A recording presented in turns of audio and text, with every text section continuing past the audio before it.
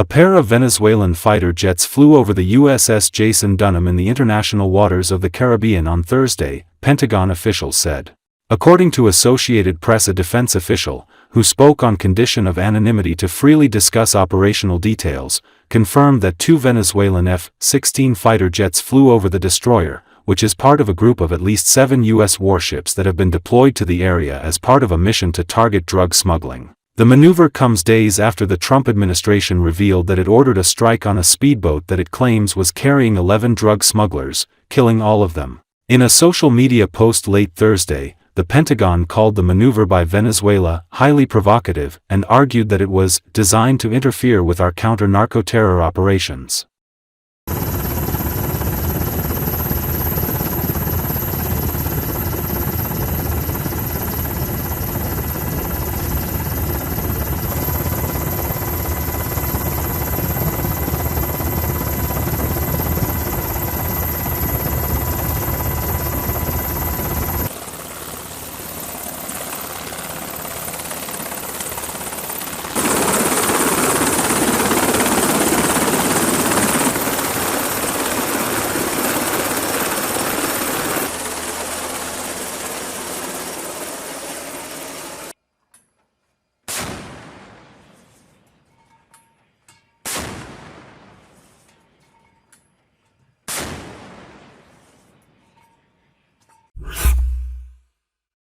Chinese leader Xi Jinping and Russia President Vladimir Putin chatted about how advances in science could prolong the human lifespan in a rare hot mic moment in the Chinese capital. According to Associated Press, the brief exchange was captured on a live news video feed of Xi and Putin on Wednesday as they walked on a red carpet with North Korean leader Kim Jong-un at the head of a large cluster of high-level guests. The group was walking toward the viewing platform for a major Chinese military parade. Xi spoke first, and although only parts of his words could be made out, a translator followed in Russian. Before it said to be very rare to live up to 70, and now it said that you are still a child at 70. Putin, turning toward Xi, gesticulated with pointed fingers as he responded. Kim, on the other side of Xi, turned in to listen to both, breaking into an occasional smile. The Russian president's words were inaudible, but after he spoke, an interpreter can be heard translating what he said into Chinese. In a few decades, as biotechnology continues to develop, human organs will continue to be transplanted and people will become younger and perhaps even achieve immortality, the interpreter said.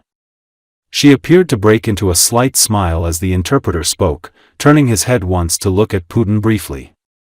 The live feed then switched to an overhead view of the viewing platform on historic Tiananmen Gate, but the audio from the walking leaders continued.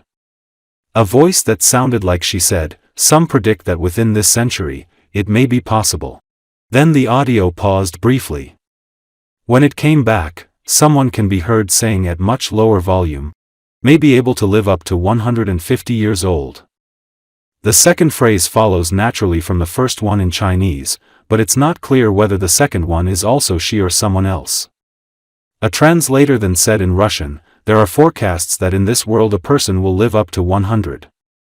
The feed was provided by the Parade Media Center to international news agencies including the Associated Press. She presided over a parade that marked the 80th anniversary of the end of World War II. Fighter jets, missiles and other military hardware were a display of strength intended in part to show the progress the country has made under Communist Party rule.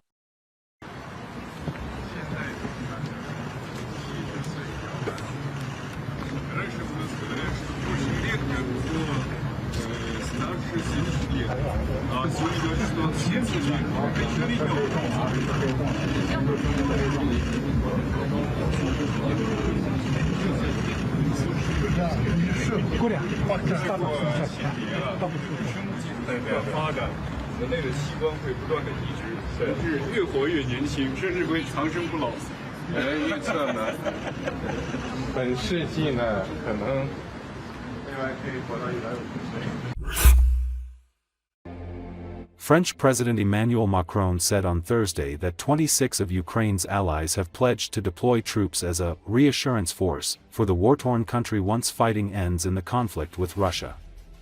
Several others are still clarifying their position, but 26 countries that have committed to deploying troops as a reassurance force in Ukraine or to being present on the ground, at sea, or in the air to provide this reassurance to Ukrainian territory and to Ukraine the day after the ceasefire or peace, said Macron in a joint news conference with Ukrainian President Volodymyr Zelensky.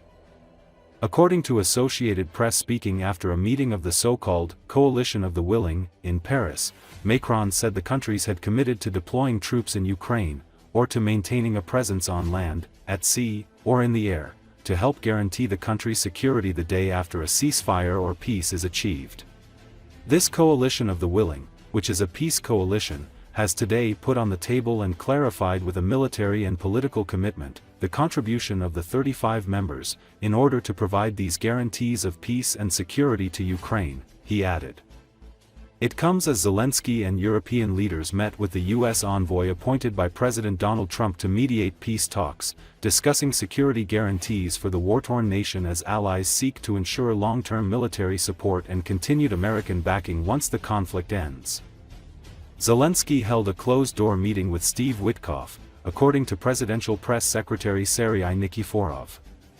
Witkoff was invited to participate in the meeting to discuss aid for Ukraine, including sketching out plans for military support in the event of a ceasefire in the Russia-Ukraine war to deter future Russian aggression.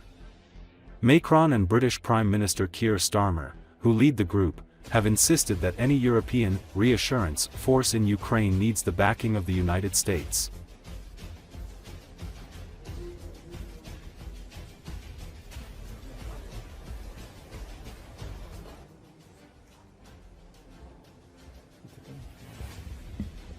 Cette coalition des volontaires, qui est une coalition de paix, a aujourd'hui en effet mis sur la table et clarifié avec un engagement militaire et politique la contribution des 35 membres afin justement d'apporter ces garanties de paix et de sécurité à l'Ukraine.